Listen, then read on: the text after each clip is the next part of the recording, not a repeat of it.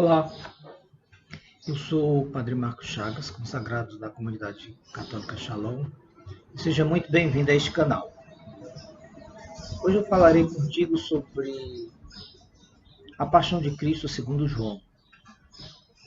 Nós iremos percorrer um caminho, um itinerário de reflexão sobre alguns trechos muito importantes que, a meu ver, que podem nos ajudar a mergulhar dentro desse mistério admirável da nossa redenção. Para começar, é importante, como se diz, começar do começo. E vamos iniciar onde foi que tudo começou. Diante daquela multidão que vociferava tantas coisas de condenação, crucifica-o para Jesus, Pilatos disse aos judeus: eis o vosso rei. Está lá no Evangelho de João, capítulo 19, versículo 14. Eis o vosso rei. Mas só que esse rei é um rei diferente. Ele não usa roupas pomposas, mas lá na cruz está quase nu. Não tem coroa de ouro cravejadas de pérolas preciosas, mas tem na cabeça uma coroa de espinhos. Não se senta num trono confortável e vistoso, mas está pregado na cruz.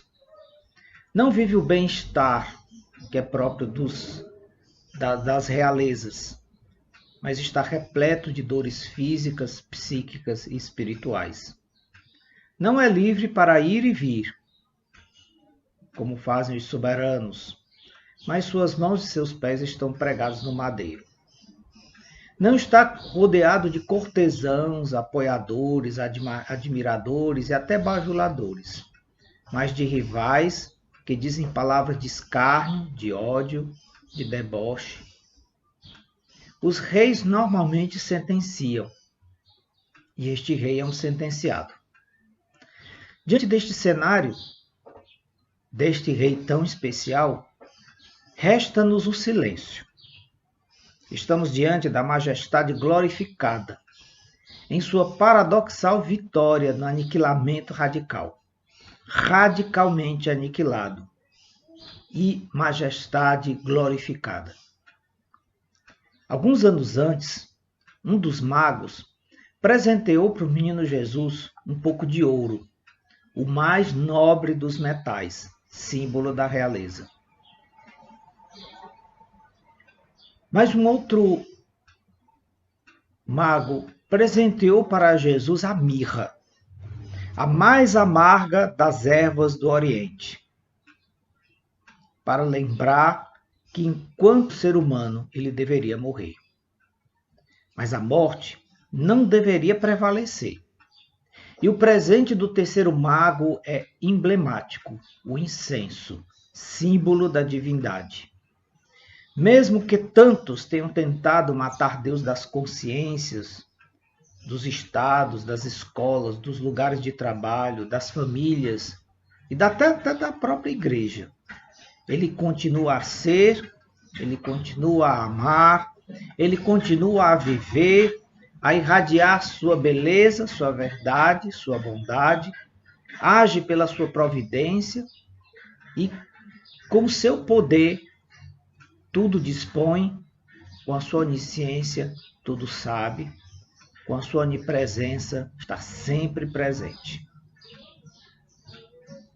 Outro trecho do capítulo 19, versículo 26 a 27, Jesus disse a Maria: mulher, eis o teu filho. E depois disse ao discípulo amado: esta é a tua mãe. Desta hora em diante, o discípulo a acolheu consigo. Essa é uma das páginas mais preciosas do relato dramático da paixão. Maria é nos dada na dor suprema da cruz. Ela, com sua sublime maternidade, faz-nos irmãos de Jesus. Ser filho de Maria é um jeito muito concreto de ser filho de Deus, muito eficaz, muito profundo, muito verdadeiro, pois ela haverá de nos inserir com grande fecundidade na vontade do Pai, cujo cumprimento ela se tornou uma perita, uma especialista. Maria, a discípula, a mãe, a corredentora. Acolher Maria em casa tem um simbolismo muito forte, muito rico, pois significa assumi-la na vida. Na própria história, empenhados decisivamente em viver sob o eco de uma frase, fazei tudo o que ele vos disser. Nunca seremos gratos o suficiente a Jesus por ter nos dado a sua mãe para ser também a nossa mãe. O que significa hoje para ti levar Maria para casa? Entendeste que o verdadeiro filho de Maria é alguém que está aos pés da cruz? Isto é, assume-se como discípulo amado de Jesus, o mais elevado título que uma pessoa humana possa ter? A mais importante dignidade que alguém possa viver? Ao lado daquela de ser alguém criado à imagem e semelhança de Deus, ser discípulo amado de Jesus é realmente um dom que nós só haveremos de entender em toda a sua plenitude no céu. Tenho sede, capítulo 19, versículo 28 de João. Santo Agostinho diz que Deus tem sede que nós tenhamos sede dele.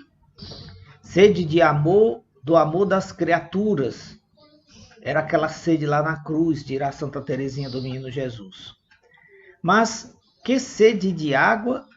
Sede de água certamente isso existia e era muito grande. Jesus estava profundamente desidratado naquele momento. Mas a sede de que se fala é um desejo ardente de uma decisão firme, de um querer tão forte quanto o instinto de viver. Era isso que ele tinha sede das suas criaturas. Era isso que ele tinha sede dos seus discípulos de todos os tempos, que tivessem muita sede. Ele tinha sede que nós tenhamos muita sede dele. Bem-aventurados os que têm fome e sede de justiça, porque serão saciados.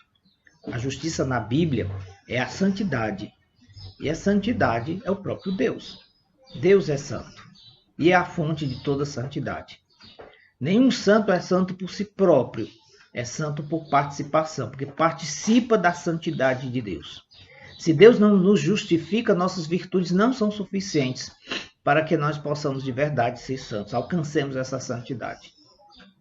Esta sede de que Jesus fala no seu evangelho é um desejo ardente dele, para que o desejemos, para que o amemos. Não porque ele precise do nosso amor, porque Deus não precisa de ninguém, Deus não precisa de nada. Deus é infinitamente autossuficiente. Dizer que Deus precisa de alguém, de alguma coisa, é negar sua onipotência. Um dos atributos essenciais que lhe são próprios. Porém, ele sabe infinitamente que o seu amor nos preencherá e nos vivificará. Quem precisa desse amor somos nós. E ele se alegra muito com isso. Porque uma vez preenchido por esse amor, nós de verdade encontraremos o nosso destino. Tudo está consumado, vai dizer no capítulo 19, versículo 30. Tudo está consumado, e inclinando a cabeça, entregou o Espírito. Toda a obra do Pai estava cumprida. O servo obediente foi até o fim e até as últimas consequências. Jesus pendente da cruz é o símbolo máximo e eficaz da obediência incondicional a Deus. E o que nós vemos? Nós vemos só amor. Amor infinito, amor imenso, amor radical, um amor louco, um amor indescritível. É olhar e perceber um Deus apaixonado. É amar e seguir o Mestre, carregando também a nossa cruz, sendo crucificados com ele, sepultados com ele, para com ele ressurgir. O apóstolo Paulo, na carta aos Colossenses, no capítulo 3, ele vai dizer: vós estáis mortos, e a vossa vida está sepultada com Cristo em Deus. Aqui é a semente da ressurreição. Amou-os até o fim. Vai dizer João lá, quando ele faz o relato da instituição da última ceia. E esse amor foi marcado por uma oferta, por um fazer sagrado, ou seja, por um sacrifício. Sacrifício significa fazer sagrado. O Calvário, então, foi o grande palco, não de uma representação teatral, mas de uma ação impregnada de uma verdade radical, total. No consumar a obra da redenção, na oferta suprema de si, Jesus crucificado mata a morte, derrota o demônio, vence o mundo, vivifica a carne de Adão. Dirá em tom poético o hino das laudes, do tempo do Tríduo Pascal: só tu, ó Cristo, mereceste suster o preço do mundo e preparar para o náufrago um porto em mar tão profundo. Quis o cordeiro imolado banhar-te em sangue fecundo. A palavra de Deus nos conta que um soldado abriu-lhe o lado com uma lança e logo saiu sangue e água. O lado aberto de Jesus. Foi ali que nós nascemos. Ali nós amamos. Ali somos discípulos. Daqui somos enviados e tornamos-nos missionários em seu nome e em seu amor. O lado aberto de Jesus foi a fenda da rocha, onde os seus melhores amigos encontraram uma casa. Os seus mais apaixonados discípulos encontraram repouso. Os seus mais ardentes missionários encontraram uma razão para dar a vida, uma estrada para seguir. Os seus mais destemidos profetas encontraram a sua palavra eterna para proclamar. Enfim, todas as almas esposas encontraram no lado aberto de Cristo o amor de suas vidas. Como dizia a esposa dos Cânticos, encontrei o amor da minha vida, o acolhei e não o deixarei passar jamais. Do lado aberto de Adão nasceu Eva. Do lado aberto de Cristo nasceu a igreja. Não quebrarão nenhum de seus ossos. E outra escritura ainda diz: olharão aquele que transpassaram. Jesus é o Cordeiro Pascal. E por isso, nenhum osso lhe será quebrado. Cumpriram-se os sinais do antigo Cordeiro Pascal, cujo sangue afasta o anjo da morte. Contemplaremos e enxergaremos o seu amor incondicional, total, transmitido pelo Cristo padecente. O Onipotente, o Todo-Poderoso, fragilizou-se como um indefeso. O Santíssimo e a própria santidade assumiu a culpa, o pecado dos pecadores. O perfeito e infinitamente são deixou-se ferir e assumiu as nossas dores. Por suas chagas nós fomos curados, dirá o profeta e repetirá a seu tempo o príncipe dos apóstolos em sua epístola. Antes de sepultá-lo, tiraram-no da cruz e nos braços de Maria o puseram. Lá no começo de tudo, a divina criança estava feliz nos braços de sua querida mãe. Agora, aqueles braços maternos abriram-se para abraçar o homem das dores, pálido de morte. Por fim, no capítulo 19, versículo 41, João vai dizer: no lugar onde Jesus foi crucificado havia um jardim, e no jardim um túmulo novo, onde ainda ninguém tinha sido sepultado. Lá no Éden, lá no paraíso, havia também um jardim. No relato, Adão e Eva foram os protagonistas de uma realidade de querer ser como Deus, conhecedores do bem e do mal. Lá se consumou o pecado, começou o pecado original. Lá no túmulo, um jardim, se consumou a obediência. O novo Adão diz sim a Deus radicalmente. Começou um novo paraíso, que foi inaugurado com o sepulcro, que acolheu aquele que matou a morte. Aquele que é a própria vida. A vida matou a morte. São Paulo afirmou: pois vós morrestes e a vossa vida está escondida com Cristo em Deus. O sepulcro é um sinal de vida.